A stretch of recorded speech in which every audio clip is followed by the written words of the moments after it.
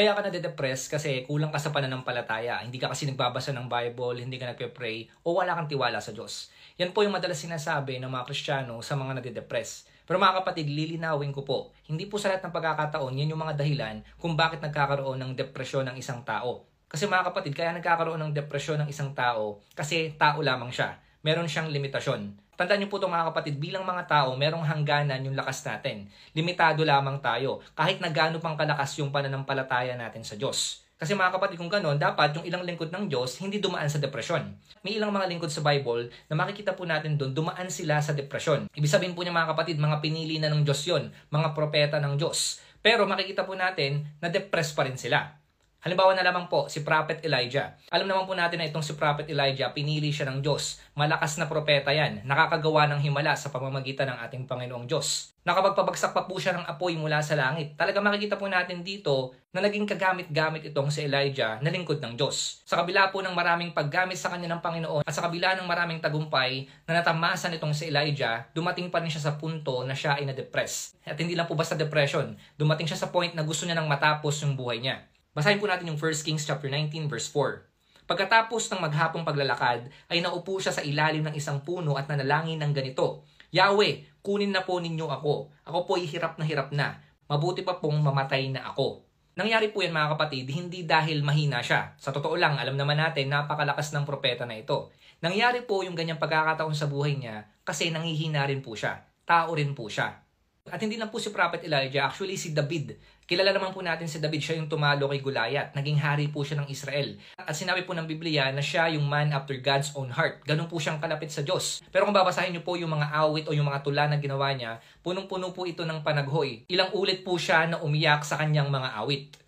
Sabi nga sa Psalm chapter 42 verse 5, Bakit ako nanlulumo? Bakit ako nagdaramdam? Si David, kahit napakalaki ng kanyang pananampalataya at kahit napakalapit niya sa Diyos, dumating pa rin po siya sa point ng buhay niya na nakaranas pa rin siya ng matinding kalungkutan. At the same time, anxiety sa buhay niya. So anong dahilan? Hindi dahil mahina ang pananampalataya niya, kundi dahil tao siya.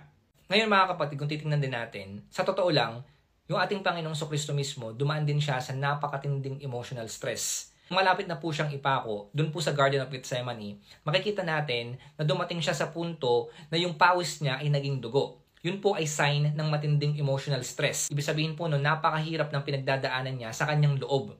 So bakit naranasan ng ating Panginoong Kristo yun? Naranasan ng ating Panginoong Kristo yun para sabihin sa atin na kung ano man yung mga nararamdaman natin o ano man yung mga pinagdadaanan natin, naranasan niya rin po yun. At nagigets po tayo ng ating Panginoon sa lahat ng pinagdadaanan natin.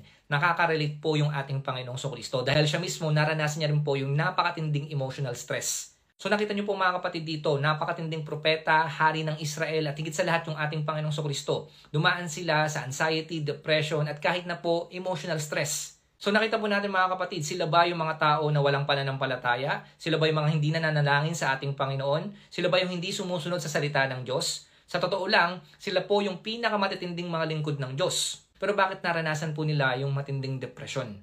So mga kapatid, ang depression po kasi, ito po ay isang illness. Ibig sabihin yan, kung paano ka nagkakaubo, nagkakasipon o nagkakasakit, ganun din po ang depression. Ang depression po ay isang illness. So ibig sabihin, kailangan siyang gamutin. Kailangan mo yang ipa-check up. Hindi lang yan basta mananalangin ka o kaya man palalakasin mo yung pananampalataya mo. Sige, given na po yun bilang mga mananampalataya. Pero dahil sinabi nga na illness, itong depression, kailangan gamutin mo yan. Kailangan magpakonsulta ka. Kung paano ka nagpapa-check up o kung paano ka umiinom ng gamot kapag may sakit ka, ganun din po kapag meron kang depression. Tandaan niyo po na hindi sa lahat ng pagkakataon pinili ng mga tao yung depression. Minsan talaga tatamaan sila ng depression. Kaya wag po nating sisisihin yung mga tao kung dumarating sila sa matinding depression. Kung paano dumarating minsan yung sakit sa isang tao na hindi mo naman pinili, ganun din po yung depression. Tulad rin po yan kapag may sakit ang isang tao. Halimbawa, pag nagkasakit ang isang tao, pinapanalangin naman natin na gumaling ang isang tao. Pero hindi natatapos doon. Iinom ka rin ng gamot o kaya magpapakonsulta ka sa doktor. So hindi siya matatapos sa panalangin lang kasi nga may sakit ka. Ginagamit ng Diyos yung mga gamot o kaya yung mga doktor para gumaling ka. So mga kapatid, ganun din kapag depressed ang isang tao. Ipapanalangin mo yan at the same time, kailangan mo ng gamot o kaya kumonsulta sa doktor para tuluyan kang gumaling dyan. Hindi lang siya matatapos sa ipapanalangin mo lang o kaya palalakasin mo lang yung pananampalataya mo. Mahalaga po yun, hindi naman natin inaalis yun. Pero mga kapatid, dapat balansehin natin kung paano natin haharapin yung depression. Dahil hindi po siya basta-basta. Tandaan mo kapatid, hindi ka mahina kung ikaw ay dumaraan ngayon sa depresyon. Sa totoo lang, baka patunay yan na malakas ka kasi lumalaban ka. Pero tandaan mo, hindi ka nag-iisa sa laban. Kasama mo yung ating Panginoong Diyos sa laban.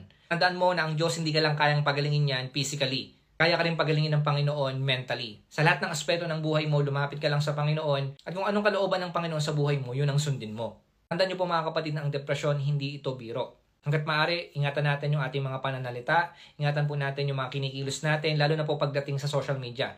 Malaki po yung parte ng social media kung bakit nagkakaroon ng depresyon yung mga tao. So sa bawat sinasabi po natin o ginagawa natin, mag-ingat po tayo dyan.